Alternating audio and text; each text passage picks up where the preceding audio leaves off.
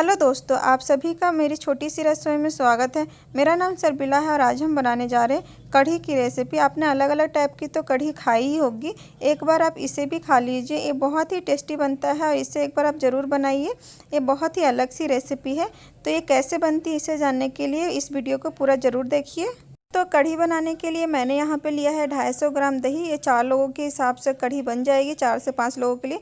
इसके लिए मैंने थोड़ी खट्टी दही ली है। हमें बहुत ज़्यादा भी खट्टी नहीं चाहिए और मीठी भी नहीं चाहिए। इसमें मैं अब डाल रही हूँ 3 चम्मच बेसन। आप नॉर्मल कोई भी बेसन ले सकते हैं, आप इसमें इस तरीके से डाल दें।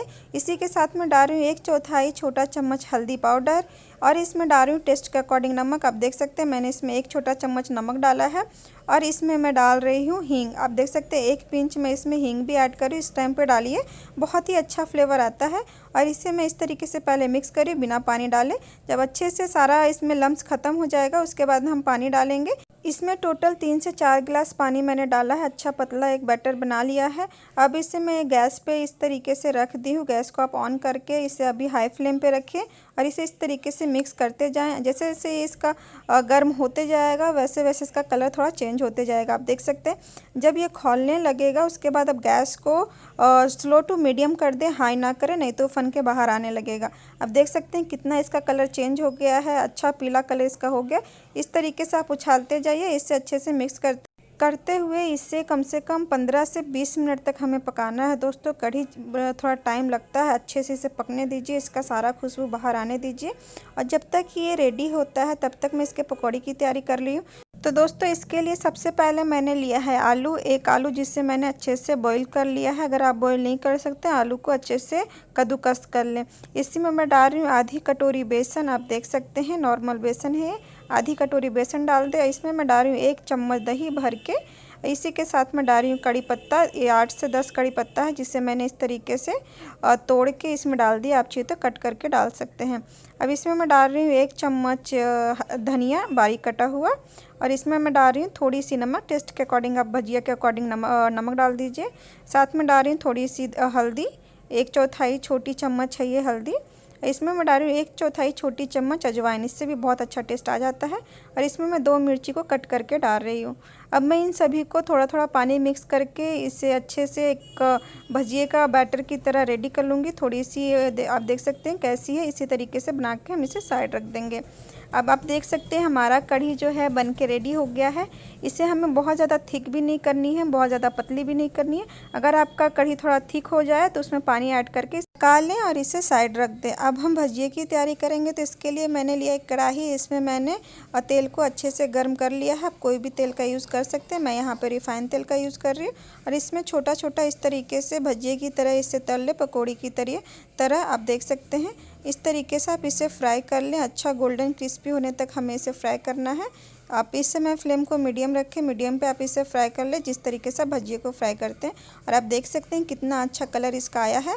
आप इसी तरीके से इसे फ्राई कर गर्मा गर्म आप इन भजियों को कढ़ी में डाल दें। आप कढ़ाई से निकालें और इसे कढ़ी में डाल दें। अभी हम इसके तड़के की तैयारी करेंगे। तो इसके लिए मैंने लिया है उसी कढ़ाई को और एक्स्ट्रा तेल इसका निकाल दिया है। इसमें मैंने डाला आधा छोटा चम्मच जीरा और इसमें डालूंगी मैं आधा छोटा चम्मच राई के दाने, सरसों के दाने काले वाले हैं ये। अब मैं इसमें डाल रही हूँ हमारे आप देख सकते हैं धनिया जिसे मैंने कूट लिया था, ये जो खड़ा धनिया होता है उसे कूट लिया। इसमें मैं डाली हूँ 5 से 6 कलियाँ लहसुन के जिसे मैंने इस तरीके से बारीक कट कर लिया है। साथ में मैं डाल रही हूँ सूखी लाल मिर्च। यहाँ पे मैंने 2-3 टुकड़े सूखी लाल मिर्च को लिया है और इसे मैं इस तरीके से मिक्स कर ली हूँ। थोड़ा सा ये सुनहरा कलर हो जाए उसके बाद मैं इसमें डाल रही हूँ कड़ी पत्ता, क्योंकि कड़ी पत्ता मैंने अभी धो के लिया था तो इसे थोड़ा सा बाद में मैं ऐड कर रही हूँ। इसे भी मैंने मिक्स कर लिया है। अब हम इसमें डालेंगे आधा प्याज। आप ध्यान रखिए इसमें मैं ज़्यादा प्याज का यूज़ नहीं कर रही हूँ, मैं इसमें आधा प्याज का यूज़ कर रही हूँ जिसे मैंने इस तरीके से कट कर लिया था। अब हम इसे भी अच्छे से भून लेंगे। इसके बाद मैं डाल रही हूँ इसमें 1 पिंच हींग। मैं पहले तड़के में हींग डालना भूल गई थी, मैं इस टाइम पे इसे डाल रही हूँ और इसे मैं अच्छे से भून लूँगी। आप इसे हल्का सॉफ्ट होने तक, गुलाबी होने तक इसे अच्छे से भून लें। आप देख सकते हैं किस तरीके से मैं इसे भून रही हूँ, इस तरीके से आप भून लें। अब इसमें डाल रही हूँ मैं हरा धनिया। इसी टाइम पे मैं हरा धनिया डाल रही हूँ और इसे भी मैं अच्छे से मिक्स कर रही हूँ तेल के साथ। ये सभी बहुत अच्छा फ्लेवर निकल के आएगा सभी का जब ये साथ में भूनेंगे। तो आप इस तरीके से इसे भूनिए। अब इसमें डाल रही हूँ मैं आधा छोटा चम्मच मिर्ची पाउडर, तो दोस्तों आप इसके जगह पे हरी मिर्च का भी यूज़ कर सकते हैं। मैंने यहाँ पे लाल मिर्च का यूज़ किया है और इसमें लगने वाली सभी चीज़ों का लिस्ट मैंने नीचे डिस्क्रिप्शन बॉक्स में भी डाल दिया है, आप वहाँ से भी देख सकते हैं। साथ में मैंने डाला है यहाँ पे आधा छोटा चम्मच कश्मीरी लाल मिर्च, बहुत ही अच्छा इसका कलर आ जाएगा इसके लिए। और इसी के साथ मैं डाल रही हूँ आधा छोटा चम्मच के करीब जीरा पाउडर। और इन सबको हम अच्छे से मिक्स कर लेंगे और हमें इसे बहुत ज़्यादा नहीं भूनना है। हमें मसाले को बहुत ज़्यादा भुनना नहीं है, थोड़ा ही भुनना है, आधे मिनट 1 मिनट के लिए भुनिए। उसके बाद हम इसमें कढ़ी को डाल देंगे, या आप कढ़ी को इसमें डालिए या तड़के को कढ़ी में डालिए, कोई भी तरीका आप यूज़ कर सकते हैं यहाँ पे। और इसे आप अच्छे से मिक्स कर लें और इसे एक बॉयल आने तक आप इसे पका लें। आपको अगर लगे कि पानी थोड़ा कम है, कढ़ी हमारा गाढ़ा है, तो इसमें पानी डाल दें, क्योंकि बाद में कढ़ी थोड़ा सा गाढ़ा हो जाता है। और आप इसे चावल के साथ खा सकते हैं, रोटी के साथ खा सकते हैं। और कढ़ी दोस्तों एक दिन बाद ज़्यादा अच्छा लगता है, तो आप एक्स्ट्रा बना के रख लें, जिससे कि कल भी खा सकते हैं।